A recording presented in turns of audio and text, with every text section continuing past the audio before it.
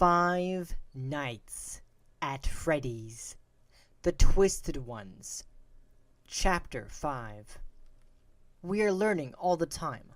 Hopefully, at least some of you are learning right here in this class. Dr. Treadwell's students laughed nervously, but she continued over them. It had apparently not been a joke. When we learn, our minds must decide where we will store that information. Unconsciously, we determine what groups of things it is most relevant to and connect it to that group. This is, of course, only the most rudimentary explanation. When computers do this, we call it an information tree. Charlie was only half listening. She knew this already and was taking her notes on autopilot. Since her expedition to Freddy's the day before, she hadn't been able to get the image of David's body out of her head. His torso and the gruesome lace of scars that had covered it. When he was alive, he'd shown them off to her, boasting of his survival. While he never told her what had happened, it must have been an accident.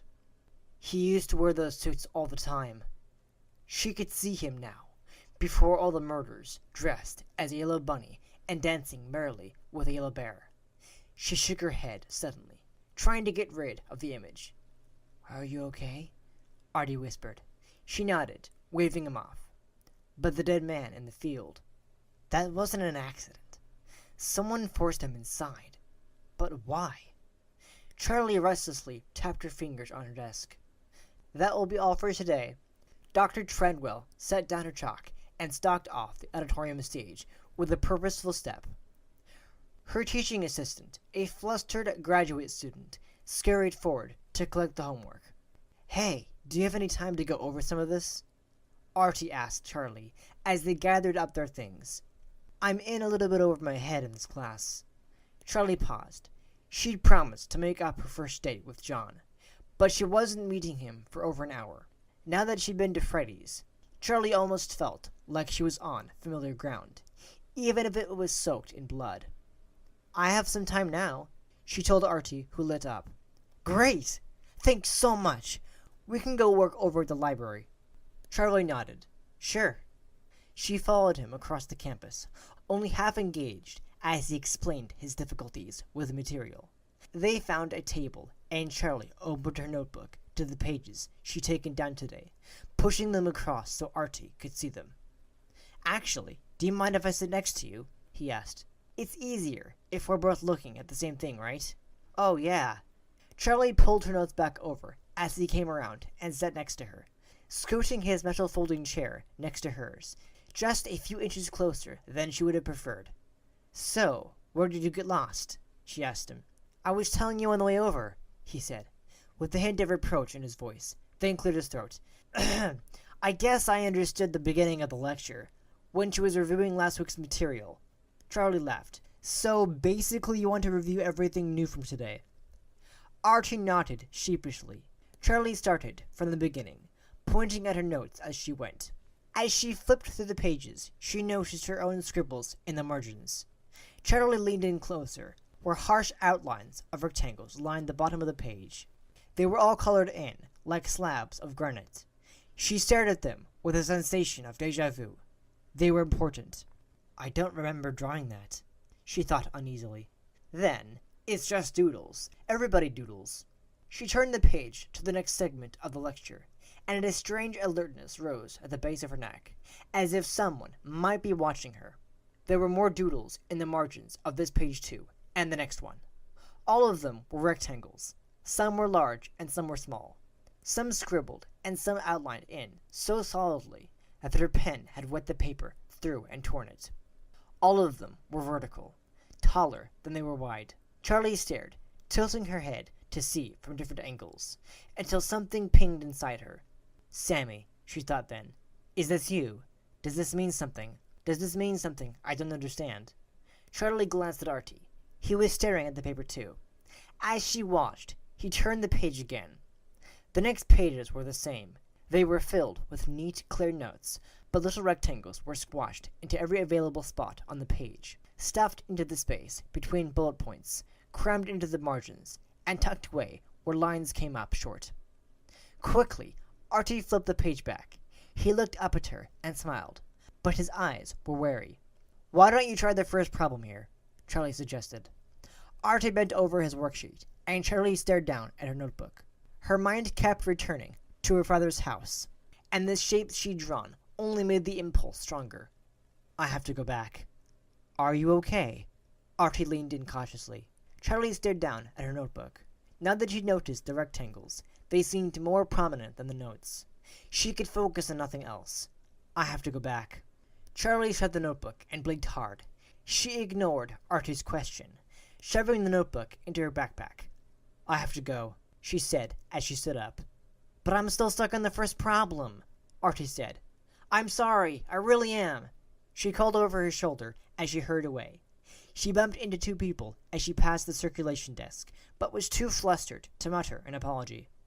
When she got to the door, she stopped, her guts twisting. There's something wrong. She hesitated, her hands suspended in the air, as if something was blocking her path. She finally took hold of the knob, and instantly her hand felt fused to it, as if by an electrical current. She couldn't turn it, and she couldn't let go. Suddenly, the knob moved on its own. Someone was turning it from the other side. Charlie yanked her hand away and stepped back as a boy with an enormous backpack brushed past her. Snapping back into the moment, she slipped out before the door could swing shut again. Charlie sped toward Hurricane, trying to calm herself as she drove. The windows were cracked open, and wind was rushing in. She thought back to Treadwell's lecture earlier in the week.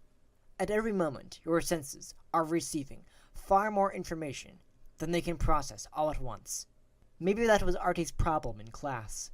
Charlie gazed at the mountains ahead, the open fields on either side.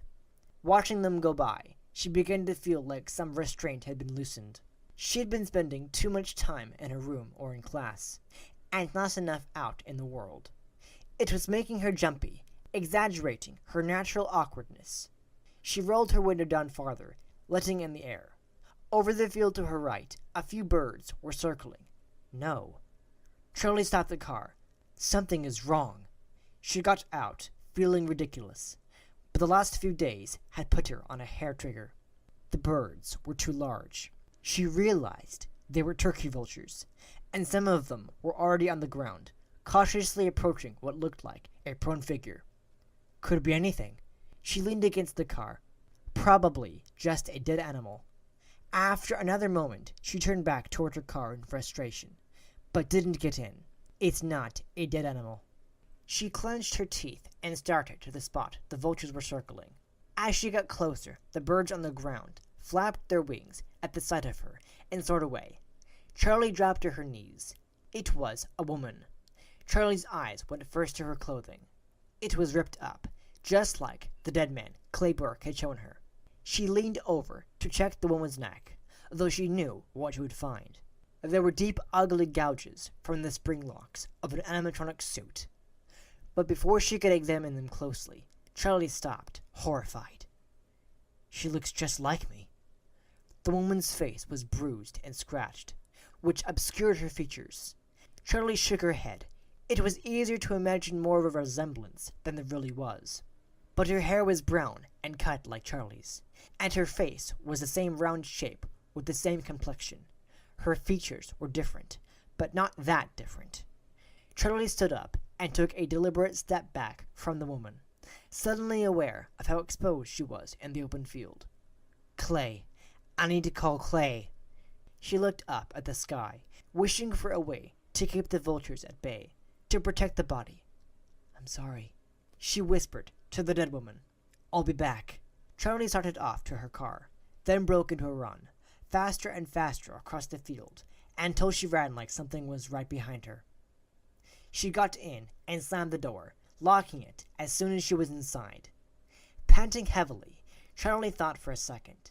She was about halfway between Hurricane and the school, but there was a gas station just down the road where she could call Clay. With a last glance at the spot where the body lay, Charlie pulled out onto the road. The gas station seemed to be empty. As she arrived, Charlie realized that she had never actually seen anyone fueling up here. Is this a working gas station? The place was old and shabby, which she had noticed in passing, but she never stopped to look around. The pumps looked functional, though not new, and there was no shelter above them. They simply stood on concrete blocks in the middle of a gravel driveway, exposed to the weather. The little building attached to the station might have been painted white once, but the paint had worn down to reveal gray boards underneath. It seemed to be tilting slightly, slipping on its foundation. There was a window, but it was filthy, almost the same color gray as the building's outside walls. Charlie hesitated, then went to the door and knocked. A young man answered, about Charlie's age, wearing a St. John's College t-shirt and jeans. "Yeah," he said, giving her a blank stare. "Are you open?" "Yeah." He was chewing gum and wiped his hands on a grimy rag. Charlie took a deep breath. "I really need to use your phone." The boy opened the door and let her in. There was more space inside than she'd thought. In addition to the counter, there was a convenience store, though most of the shelves were empty, and the line of refrigerators at the back was dark. The young man was looking at Charlie expectantly. "Can I use your phone?" she asked again. "Phones for customers only," he said. "Okay." Charlie glanced back at her car. "I'll get gas on the way out. Pump's broken. Maybe you want something out of the cooler," he said, nodding at a grimy freezer with a sliding glass top and a faded patch of red paint that must once have been a logo. "We've got popsicles." "I don't want—" "Fine. I'll take a popsicle," Charlie said. "Pick out any one you want." Charlie leaned into the cooler. Pale, glassy eyes stared back at her. Beneath them was a furry red muzzle, its mouth open and poised to snap. Charlie screamed and hurtled backward, banging into the shelf behind her. Several cans fell off the shelf and rolled across the floor. The sound echoed in the empty space. "What was that?" Charlie yelled, but the boy was cackling so hard he was gasping for breath. Peering back inside, Charlie realized that someone had placed a taxidermic animal in the cooler. Maybe a coyote. "That was great," he finally managed to say. Charlie drew herself up, shaking with rage. "I would like to use your phone now," she said coldly. The boy beckoned her to the counter, all smiles, and handed her a rotary phone. "No long distance, though," he warned. Charlie turned her back and dialed, walking toward the cooler as the phone rang. She peered in the top, studying the stuffed canine from the high angle. "Clay Burke here." "Clay, it's Charlie. Listen, I need you to meet me. It's another—" She glanced at the young man behind the counter, who was watching her intently, not trying to hide the fact that he was listening. "It's like that thing you showed me before, with the cows." "What? Charlie, where are you?" "I'm at a gas station a few miles from you. Looks like someone painted an outhouse." "Hey!" The boy behind the counter straightened for a moment, taking offense. "Right, I know where you're at. I'll be right there." There was a click from the other end. "Thanks for the phone," Charlie said, begrudgingly, and left without waiting for a reply. Charlie crouched again, where the woman's body lay. She looked anxiously up the road for Clay's car, but it didn't appear. At least the vultures hadn't returned. "I could just stay in the car until he gets here," she thought. But Charlie didn't move from her spot. This woman had died horribly and been abandoned in a field. Now at least, she didn't have to be alone. The more Charlie looked at her, the harder it was to dismiss the resemblance. Charlie shivered, even though the sun was warm on her back. She was filling with a cold, crawling dread.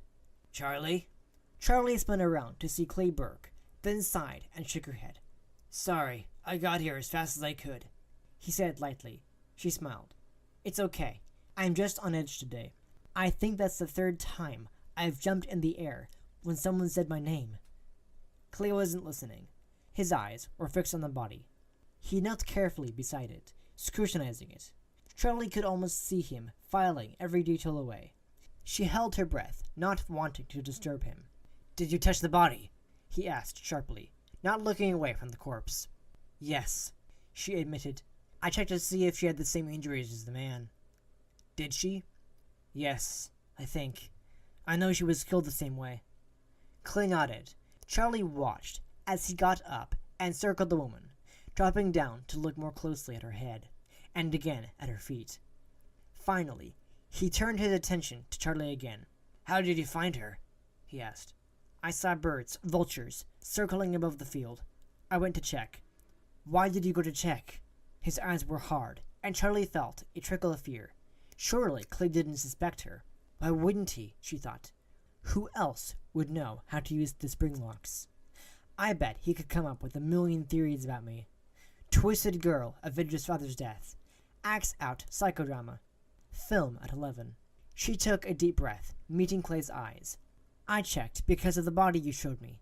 It was in a field. I thought it might be another one. She kept her voice as steady as she could. Clay nodded, the silly expression slipping from his face, replaced by worry. Charlie, this girl looks like you, he said bluntly. Not that much like me. She could be your twin, Clay said. No, Charlie said, more harshly than she intended. She looks nothing like my twin. Clay gave her a puzzled look. Then comprehension dawned. I'm sorry. You had a twin, didn't you? Your brother. I barely remember him, she said softly, then swallowed. All I do is remember him. I know she looks like me. She added weakly. We're near a college town, Clay said. She is a young white female with brown hair. You're not a rare type, Charlie. No offense. Do you think it's a coincidence? Clay didn't look at her. There was another body found this morning, he said. Another girl? Charlie drew closer. Yes, as a matter of fact. Been dead for a couple of days. Probably killed 2 nights ago. Charlie looked down at him in alarm. Does this mean this is going to keep happening? Unless you think we can stop it, he said. Charlie nodded. I can help, she said. She looked again at the woman's face. She's nothing like me. Let me go to her house, she added abruptly, seized by a sudden impulse to prove it, to gather evidence that she and the victim were not the same. What? Her house? Clay said, giving her a dubious look. You asked me to help, Charlie said. Let me help. Clay didn't answer. Instead, he reached into the woman's pockets, one by one, searching for her wallet. He had to move the body to do it, and she jerked a little as he did, like a ghastly puppet. Charlie waited, and at last he came back with her wallet. He handed Charlie her driver's license. Tracy Horton, she read. She doesn't look like a Tracy. You got the address? Clay scanned the road for police cars. Charlie read it quickly and handed the license back. I'm going to give you 20 minutes before I radio this in, he told her. Use it. Tracy Horton had lived in a small house off a back road. Her nearest neighbors' houses were visible, but Charlie couldn't imagine that they would have heard her scream, if she managed to scream at all. There was a small blue car in the driveway, but if Tracy had been taken from her home, since presumably she hadn't just been wandering through that field, it could easily have been hers. Charlie pulled in behind the car and went to the front door. She knocked, wondering what she was going to do if someone answered. I really should have thought this through. She couldn't be the one to inform a parent, a spouse, or a sibling of the young woman's death. Why did I assume she lived alone? No one answered. Charlie tried again, and when there was still no response, she tried the door. It was unlocked. Charlie walked quietly through the house, not really sure what she was looking for. She glanced at her watch. 10 of the 20 minutes had passed just driving here, and she had to assume that the police would get here faster than she did. Why did I follow the speed limit the whole way here?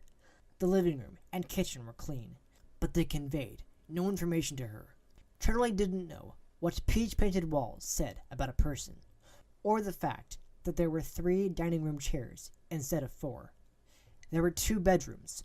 One had a sterile air of a guest room that was slowly being taken over by storage. The bed was made, and clean towels were folded on the chest of drawers, but cardboard boxes filled a quarter of the room. The other bedroom looked lived in. The walls were green, the bedspread pale blue, and there were piles of clothing on the floor.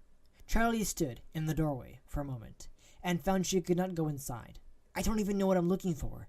This woman's life would be sifted through to the last grain by trained investigators. Her diary would be read if she had one. Her secrets would be revealed if she had any. Charlie didn't need to be a part of it. She turned and walked quickly, but quietly, back to the front of the house, almost running down the front steps. Standing by the car, she checked her watch again. 6 minutes before Clay called in the body. Charlie went to the little blue car and peered inside. Like the house, it was neat. There was dry cleaning hanging in the back window, and a half-empty soda in the cup holder. She walked all around it, looking for something. Mud in the tires, scratches in the paint. But there was nothing unusual. 5 minutes. She walked briskly through the unkempt grass that bordered the sides of the house.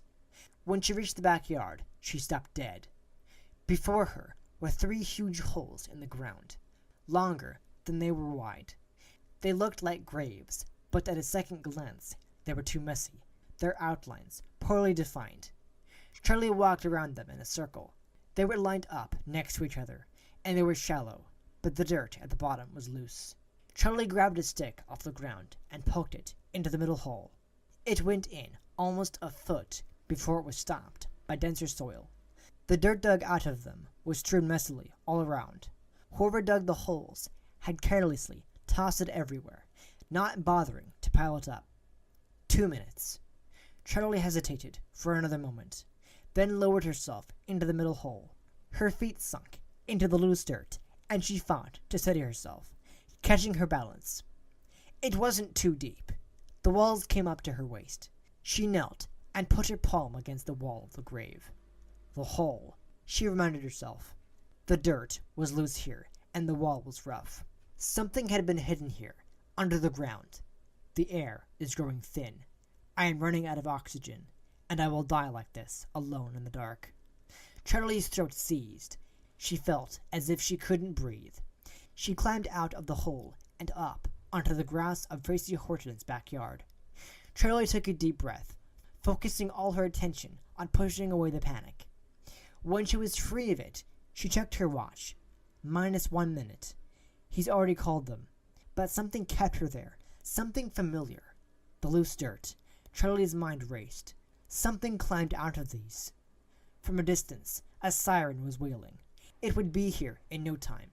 Charlie hurried to her car and pulled out of the driveway, taking the first corner without caring where it would take her. The holes stayed in her mind, the image like a stain. And that is the end of Chapter 5. Thank you for listening to this chapter of Five Nights at Freddy's, The Twisted Ones. I really hope you enjoyed listening to it. If you didn't enjoy it, don't forget to hit that like button. And if you're new to this channel, subscribe and click that bell icon to be notified whenever I upload a new video and to know when the next chapter of this novel will be going up. And I'll be back next week with the next chapter. Alright? See ya.